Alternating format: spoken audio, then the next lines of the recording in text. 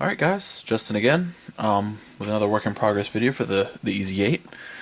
I have painted my pilots, both standing and sitting,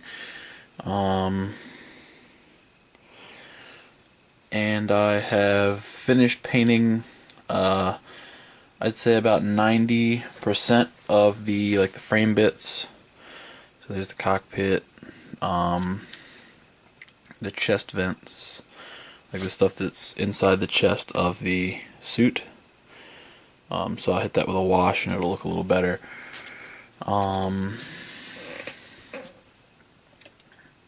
Pistons. One of my pistons got messed up while I was painting it. So we've got the chrome on this one and copper. I think that's a really interesting, really nice contrast. That might be a little too tight and it might rub a little bit, so I might have to actually go back and repaint this one as well, after doing a little bit of sanding on it. Excuse me. Weapons still need top coat, but everything has been separated, so all this is done. Next I need to paint these blues. I'm going to skip out on this for now, and these are like a darker blue, or they're molded in a darker blue. I think I'm going to actually go back and I think I might mold them in the same dark color as the weapons, because I don't feel like this. I feel like this is more of a dark gray than a blue. I just feel like the color that they used for it was a blue. So I think to kind of add more realism to the look of the kit, rather than paint it like black and gray or something like that, I'm going to paint it with that metallic and it'll look really good. And it's the same color they use on the backpack as well, so yeah, I don't think that it was meant to be like a blue. I still have to take the backpack apart and paint that. I haven't done that yet because putting this thing together and taking it apart is just a hassle because of the way these arms are constructed. I'm afraid I'm going to break them or something. And knowing me, I probably will, but we'll see what happens. Excuse me. Thruster bells probably going to be done the same way I normally do thrusters. But yeah, once all this stuff has been painted, because it's only this little bit that's left, I can put the frame together and I can start dry brushing and pulling out a little bit of the weather on the frame, because I don't think there's going to be a ton on the frame itself where it's not going to be shown, but I still don't want to, I guess, leave it untouched. So there's going to be some collected weather and stuff on that. I think I'm going to order one of those weather mastering sets with the sand and the dirt, and I'm going to use that around the joints to kind of make it look like it's collected a lot. Then after the frame has been painted up, I probably should have done this before because I wasn't really thinking that far ahead. I'm going to reattach the armor pieces to each joint, or each limb, I guess, and I'm going to kind of pass over gently with the Dremel, kind of rough up some of these edges, not all the edges, but some of them, and especially stuff right here where these two points would rub together, and these edges and stuff, this is gonna get roughed up.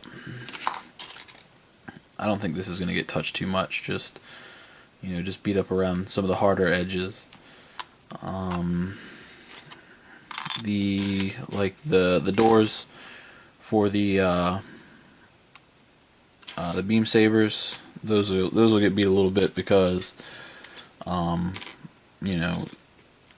and out use is where they're going to be popping open and slamming back together. Obviously there's going to be some wear there. It's not just going to be there we go. So right around this edge here, and a little bit up here at the top. Not a whole lot, just a little bit. I don't think I'm going to score any bullet holes in I feel like it's really easy to do too little or too much. It's very particular about, you know, how many of those go on before you've done too much, and it's not really something you can undo. And while you can always kind of go back and add more if you've done too little, like I said, it's really easy to kind of go overboard with it, and I don't want to do that. Gonna rough up the edges of this chest plate a little bit. These vents that go underneath, I think technically they're positioned like under here like this, so it's like an exhaust almost. These will be painted a darker color while the rest is painted the white. Yeah, so that's about it for that. The head, I'm not really going to do a whole lot with. I need to cut the other antenna out, and I need to, the way I'm going to handle this is I'm going to paint the eyes. That'll probably be one of the next things I do. You know, hit it with the chrome, then hit it with well, it's black, then chrome, then clear red, and then wash in the black. I'll put that in here.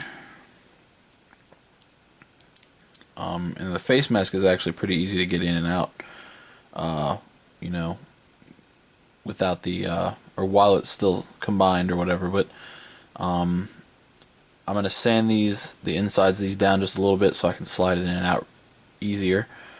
Then I'm going to remove the seam line around here and up here, because when you sandwich this all together, there's already a pretty immense gap here, so this isn't too bad, like that's fine. But around like the ears and the mohawk here, you know, it's definitely going to be apparent that there's a seam line there, so that'll be done. Then I will, you know, like I said, I'm going to mask the eyes off. Oop. And then I'll paint the whole thing with the base color. Good God. Dropping everything. Now I can't find that. But yeah, I'll hit everything with the base color. I'll add in the dark metallics I was talking about, and then I'll further mask this, and then go over it with the black, then the chrome, and the red for the camera. And that'll be done. I'll do the face mask, and the chin piece. Where did that go? That'll be done. It'll be painted separately, then washed, and all that. And then this guy will be, as far as build and paint, he's done. So then I can go in, and after gloss coating everything, I'll start adding weathering, so you guys can see what's up with that. So I'll get a little bit more work done, and I will show you guys where I'm at in just a second. Alright, and here's the mostly completed frame of the Ez8. I have done some dry brushing on it. I don't know how well this is going to show up on camera because of weird lighting, but you know, you can see it mostly on like the leg here, the knee. I have the chrome and copper piston in the leg, and yeah, so the frame is going to be completely dry brushed to bring out some of the wear on it. I'm not planning on displaying any of the I guess, like, I'm not going to do any open armor or anything like that, but I wanted to dry brush all this anyway, so I could snap a couple pictures, I guess, and you could see what the frame looked like, dry brushed and weathered up, all that good stuff. And I actually, as you can see, I only have one leg put on this guy.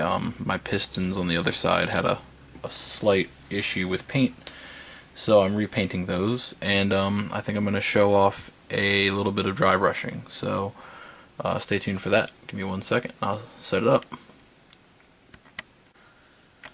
Alright, so now that I got all my stuff set up and my desk is still a wreck, I can show you guys the way that I would dry brush this piece. The important thing I think here is that you have your piece, I guess basically where you want it to be as far as paint and stuff is concerned. And this is kind of a good opportunity to show off the dry brush piece against a, you know, a quote-unquote, I guess, a fresh piece. So this piece has not received any dry brushing, any weathering, anything like that. So this is what it looks like with just paint. And then the dry brush piece obviously looks very different. And the best part about dry brushing is it's very easy to do, and kind of like a double-edged sword thing, it's very easy to overdo. So I've just kind of played around with it here and there.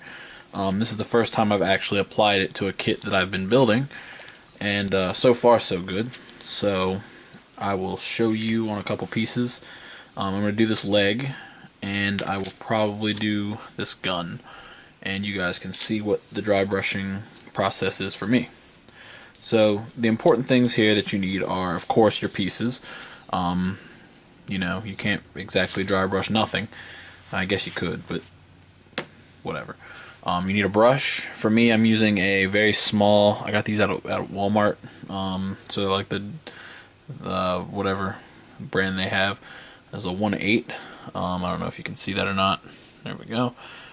And it's got like an edge, and it's kind of stiff, I guess. So it's not like a really, you know what I mean. And then your paint. You need the paint that you're going to use for this. I'm going to be using Tamiya's X11 Chrome Silver, just because I like the color. And you're going to need some sort of paper towel, toilet paper, whatever you want to use. Doesn't really matter. So I've got my paint shaken up really nicely, and I'm just going to dip it in this. There's like a little curved surface inside here. I'm just going to dip the end of the brush in the middle, get a little bit of paint on there, and I am actually going to wipe just about all of it off.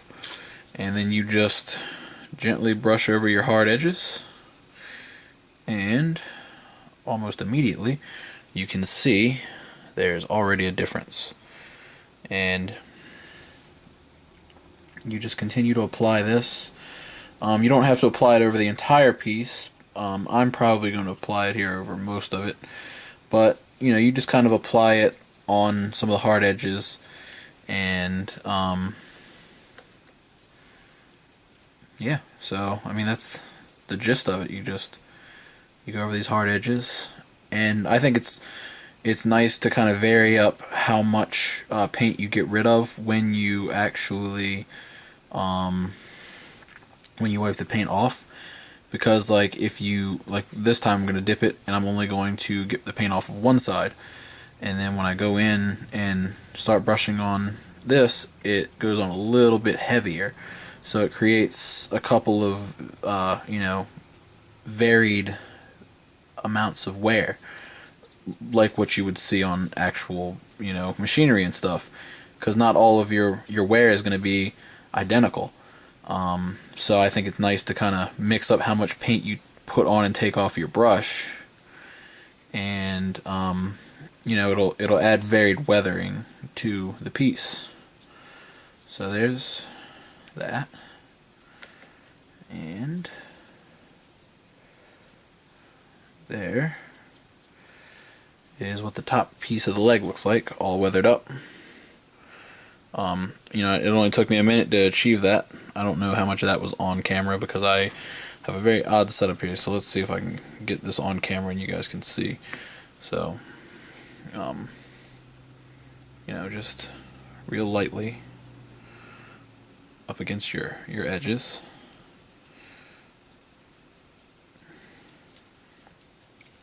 And there's a ton of dry brushing tutorials online, both in text and video format. So, you know, this isn't a definitive way of doing it. Just like anything that you do, it's best to kind of play around with it and find what works best for you. So just because I'm doing it this way doesn't mean it's the right way. It doesn't mean this is how you should do it. In all honesty, if this hobby wasn't the way it is, you could probably say I'm probably doing this as wrong as possible. But I like the result, so I guess really that's what matters to me. So yeah, and we'll call that for the leg for now. I'll finish this up off camera, and we'll do a little bit on the gun. You guys can see what that would look like. So again, I'm just gonna get a little bit of paint, and I'm going to go over my rough edges. And the barrel is going to be interesting.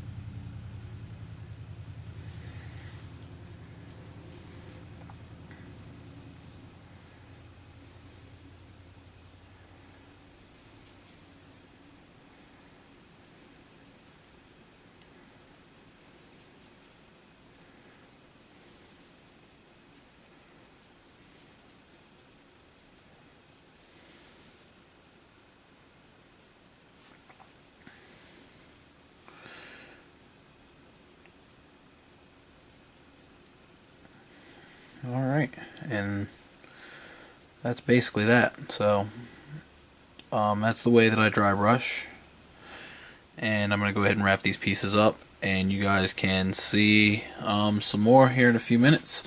I'm not sure what I'm going to do after this, so I guess stay tuned and be surprised. Alright, and before you now see all of the remaining metallic pieces. The only things left to paint with a metallic color are this piece, these two pieces, and the remainder of the hands. So I'll get to those before I finish the kit. But you know, everything came out really smooth, everything came out really nice. I need to reassemble the backpack. It's done in 2 shades of metallic. This one is the burnt iron, and this is steel. I don't know if you're going to be able to tell the difference on camera. This one's got a little bit more of like a brown to it, and this one's like a little more blue. But yeah, I'm very happy with the way this all came out. It looks really good to me. So the last little bit that I'm going to do is I'm going to take these pieces before I paint them. And I'm going to give them some light weathering using my Dremel tool. I'm using this end. It's got a little thing on the end of it, and I'm not really going to turn too much power on. I'm just going to kind of give you guys a rough example of what I'm going to be doing here. So for an example, I'm going to be roughing up some of the pieces that would meet. So where these two are one piece, this edge is going to be roughed a little bit, and then the whole outside edge of this. I recommend wearing some sort of safety goggles if you're going to be using a Dremel tool, as this thing can kind of kick back a lot of debris and stuff like that. And the last thing I'm sure any of you want to do is have bits of plastic lodged in your eye. So I definitely recommend that. And I'm only going to be using this on like the lowest setting. So very, very low setting, and I'm just going to gently go along this edge.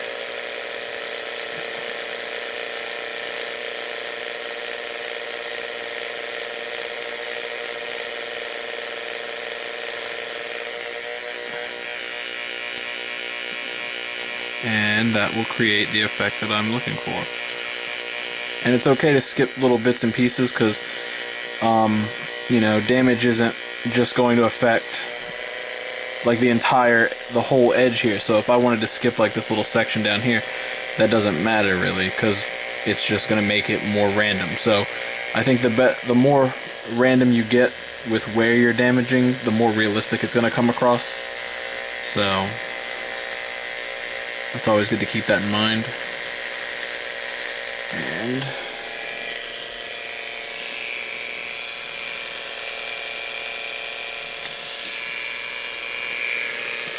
see if I can get some of this on camera so you guys can actually see it.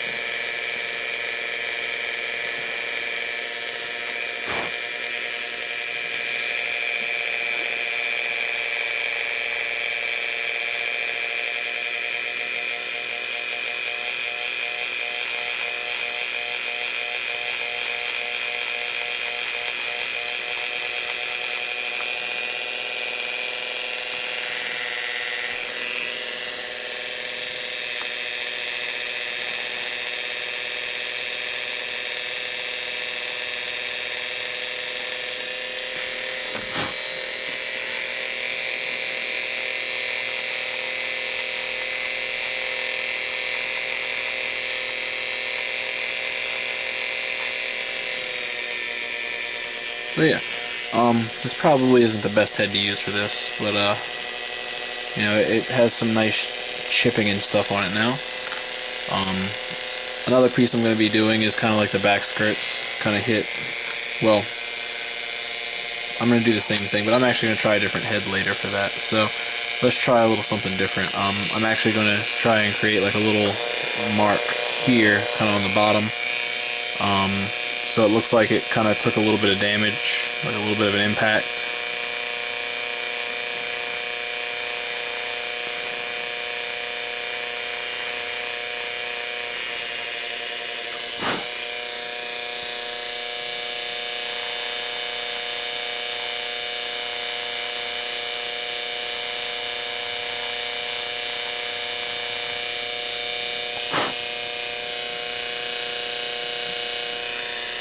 Go ahead and add a little more of that.